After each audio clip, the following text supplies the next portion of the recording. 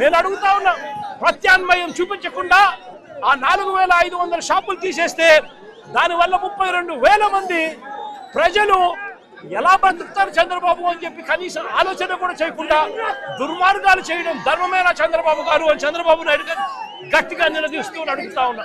ఇవన్నీ కూడా ఇక్కడికి వచ్చేటప్పుడు దారి పొడుగున దారిలో నిలబడి వాళ్ళ ఆక్రందనలు చెప్తా ఉన్న పరిస్థితుల మధ్య, వాళ్ళ అర్జీలు ఇస్తా ఉన్న పరిస్థితుల మధ్య నా ఈ పర్యటన కొనసాగింది. ఇంత దారుణంగా చంద్రబాబు నాయుడు గారి పాలన సాగుతా ఉంది. ఉత్తరాంధ్రలోనే కాదు, రాష్ట్రంలో కూడా అంతే. స్కూళ్ళు నిర్వీర్యం, ఫీజు రీయింబర్స్మెంట్ ఇయ్యరు, చదువులు నిర్వీర్యం, హాస్పిటళ్ళు మూసేస్తా ఉన్నారు, ప్రైవేటుకు అమ్మేస్తా ఉన్నారు, ఆరోగ్యశ్రీని ఎత్తేశారు, ఆరోగ్య ఆసరా తీసేశారు. మొత్తానికి పేదవాడికి వైద్యం కూడా నిర్వీర్యం చేసిన పరిస్థితులు. మరోవైపున ఏ రైతుకు కూడా కనీస గిట్టుబాటు ధర రాని పరిస్థితుల్లో రైతులు వ్యవసాయం చేస్తా ఉన్నాడు. ఉచిత పంటల బీమా తీసేశారు. రైతుకు పెట్టుబడి సహాయం కింద అన్నదాత సుఖీభావ కింద 20,000 ఇస్తామన్నారు. 2 సంవత్సరాలు కలిపి 40,000 ఇస్తామన్నారు. ఇచ్చింది కేవలం 5,000 రూపాయలు ఇచ్చి రైతులు రోడ్డును పడేశారు. సమయానికి ఇచ్చే ఇన్పుట్ సబ్సిడీ ఈరోజు ఇవ్వకుండా పోతా ఉన్నారు. ఆర్బీకేలు నిర్వీర్యం చేశారు. ఈ క్రాప్ తెరమరుగైపోయిన పరిస్థితిలో రైతు వ్యవసాయం కూడా దిగజారిన పరిస్థితిలో ఈరోజు రైతు బ్రతకలేని పరిస్థితిలో ఈరోజు రాష్ట్రం కొనసాగుతా ఉంది. మరోవైపు చంద్రబాబు నాయుడు గారు చేసిన సూపర్ 6, సూపర్ 7 మోసాలకు ప్రజలు తల్లడిల్లుతా ఉన్నారు. అంతవరకు వస్తా ఉన్న పథకాలన్నీ రద్దు చేశాడు. మా ప్రభుత్వంలో ఇస్తా ఉన్న పథకాలన్నీ రద్దు చేశాడు. మరోవైపున సూపర్ 6, సూపర్ 7 పూర్తిగా మోసం కింద మారడంతో ఇవాళ పేదల బ్రతుకులు, రైతుల బ్రతుకులు, మహిళల బ్రతుకులు, పిల్లల బ్రతుకులు, చదువుల బ్రతుకులు మొత్తం కూడా రోడ్డు మీదకి వచ్చిన పరిస్థితిలో ఇవాళ రాష్ట్రం ఉంది.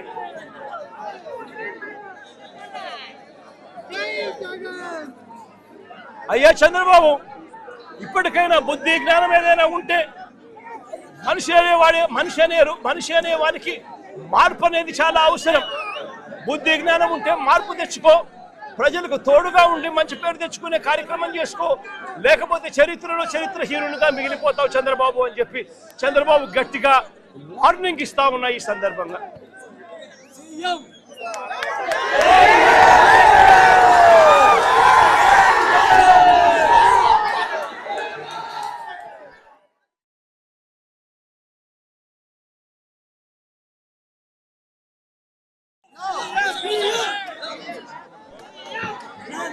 ఈరోజు వెనకాల కనిపిస్తా ఉన్నది ఇదే నర్సీపట్నం నియోజకవర్గానికి సంబంధించి దాదాపు 52 ఎకరాలలో ఉత్తరాంధ్ర జిల్లాలో ఉత్తరాంధ్రకు మంచి చేస్తూ అనకాపల్లి జిల్లాకు సంబంధించి ఒక మెడికల్ కాలేజ్ ఇక్కడ నిర్మాణంలో కనిపిస్తా ఉంది వెనకాల. నేను అడుగుతా ఉన్నా, రాష్ట్ర వ్యాప్తంగా ఇలాంటి 17 మెడికల్ కాలేజీలు, ప్రతి జిల్లాకు ఒక మెడికల్ కాలేజ్, 17 మెడికల్ కాలేజీలు అనంటే ప్రతి జిల్లాలోనూ ఒక మెడికల్ కాలేజు అనంటే ఆ 7-8 నియోజకవర్గాలకు సంబంధించి ఏ పేదవాడికైనా కూడా వైద్యం అన్నది, సూపర్ స్పెషాలిటీ సేవలు అన్నది, మల్టీ స్పెషాలిటీ సేవలు అన్నది ఆ పేదవాడికి అందుబాటులో ఉండే కార్యక్రమం, ఉచితంగా ఆ పేదవాడికి అందుబాటులో ఉండే కార్యక్రమం ఈ ఆధునిక దేవాలయాల వల్ల సాధ్యమవుతుంది. ఏకంగా రాష్ట్ర వ్యాప్తంగా కోట్ల మందికి మేలు జరిగించే కార్యక్రమం ఆ 7-8 నియోజకవర్గాలలో ఒక్కొక్క మెడికల్ కాలేజీ తీసుకుని రావడం వల్ల ఆ మొత్తం 7 నియోజకవర్గాలలో ఏ పేదవాడికైనా కూడా సూపర్ స్పెషాలిటీ, మల్టీ స్పెషాలిటీ సేవలు ఉచితంగా పేదవాడికి అందుబాటులోకి వస్తాయి.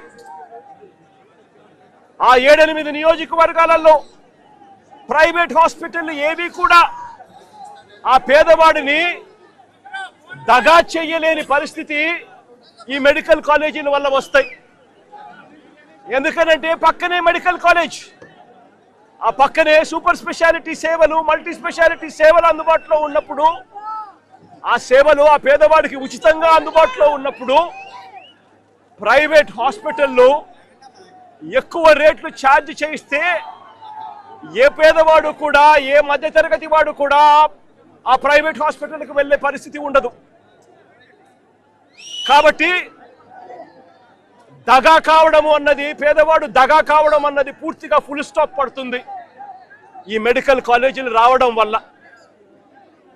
ప్రతి 7-8 నియోజకవర్గాల కంటే ప్రతి జిల్లా కేంద్రంలోనూ మొత్తంగా 17 మెడికల్ కాలేజీలు కొత్త ఈ గవర్నమెంట్ నడుపుతా ఉంటే దానివల్ల జరిగే మేలు ఇది. ఇవాళ నేను అడుగుతా ఉన్నా, ఒకవైపున పేదవాడికి మంచి జరిగిస్తూ ఈ కార్యక్రమం జరుగుతూ ఉంది, ఉచితంగా వైద్యం అన్నది పేదవాడికి అందుబాటులోకి వస్తూ ఉంది. ప్రైవేట్ హాస్పిటల్ దగా చేసే పరిస్థితి పూర్తిగా ఫుల్ స్టాప్ పడతా ఉంది. మరి ఇలాంటి ఆధునిక దేవాలయాలను ఎందుకు మూసేస్తా ఉన్నారు అని చెప్పి అడుగుతా ఉన్నాను గట్టిగా నిలదీస్తూ. మొత్తం ఈ గవర్నమెంట్ మెడికల్ కాలేజీలన్నీ కూడా ప్రైవేట్ పరం చేసేస్తే ఇక ఉండేదంతా ఎవరు? అంతా ప్రైవేట్ వాళ్ళే. ప్రైవేట్ వాళ్ళే దగా చేస్తారు, ప్రైవేట్ వాళ్ళే ఈ మెడికల్ కాలేజీ నడుపుతారు. ఇక అంతా ప్రైవేటే నడుపుతా ఉంటే ఇక పేదవాడికి ఏ రకంగా భరోసా ఉంటుంది? ఉచిత వైద్యం అన్నది ఏ పేదవాడికి ఎలా అందుబాటులోకి వస్తుంది? పేదవాడు దగా పడకుండా, ప్రైవేట్ ఎక్స్‌ప్లాయిటేషన్ ఆగిపోకుండా ఎలా చేయగలుగుతారో అని అడుగుతా ఉన్నా. ప్రైవేట్ ఎక్స్‌ప్లాయిటేషన్కు ఫుల్ స్టాప్ పెడుతూ రాష్ట్ర వ్యాప్తంగా మంచి జరిగించే కార్యక్రమంలో భాగంగా 17 కొత్త మెడికల్ కాలేజీలు తీసుకొచ్చాం. ఈరోజు నేను అడుగుతా ఉన్నా, ఈరోజు ఇక్కడే జరుగుతూ ఉంది కాలేజు, 52 ఎకరాల స్థలంలో జరుగుతూ ఉంది కాలేజు. ఈ కాలేజీకి సంబంధించి డిసెంబర్ 30వ తారీఖున 2022లో ఈ కాలేజీకి శంకుస్థాపన చేసి, కోవిడ్ లాంటి సంక్షోభం ఉన్నా కూడా, కోవిడ్ లాంటి విపత్కర పరిస్థితులు ఉన్నా కూడా ఆ పరిస్థితులను అధిగమించి డిసెంబర్ 30, 2022లో శంకుస్థాపన చేసి 500 కోట్ల రూపాయల ఖర్చుతో ఈ కాలేజీలకు శంకుస్థాపన చేశాం. ఈరోజు ఈ కాలేజీ కన్నా పూర్తయి ఉంటే ఈ మాదిరిగా ఈ కాలేజీ అవుతూ ఉంటుంది, ఈ మాదిరిగా ఈ కాలేజీ ఉంటుంది. ఇదే కాలేజీ కన్నా పూర్తి అయి ఉంటే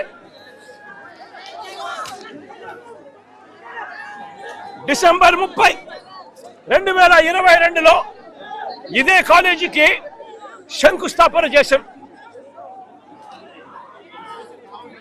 600 బెడ్ల హాస్పిటళ్లతో పేదలందరికీ ఉచితంగా వైద్యం అందిస్తూ,